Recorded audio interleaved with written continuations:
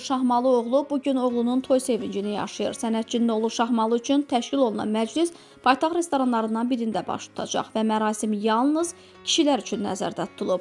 Qeyd edək ki, Şahmalı ötən il Aytac adlı xanımla nişanlanmışdı. Cütlüyün növbəti toy mərasiminin isə ayın 27-sində keçirilməsi planlaşdırılır.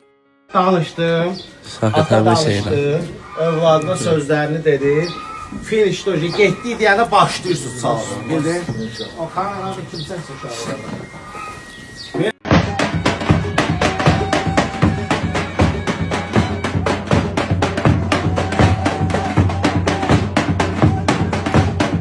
Bugün şahlanın toy günüdür. Ay kardeşler, gözleriniz aydın olsun amanın.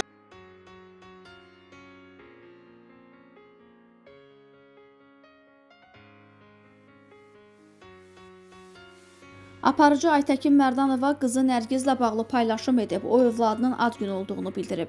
Aytəkin birlikdə olan fotolarını yayımlayaraq bunları yazıb. Düz 12 il əvvəl həyatımın ən qiymətli hədiyyəsi, əvəz olunmaz sevgisi gözəl gözlü Nərgizim dünyaya göz açdı.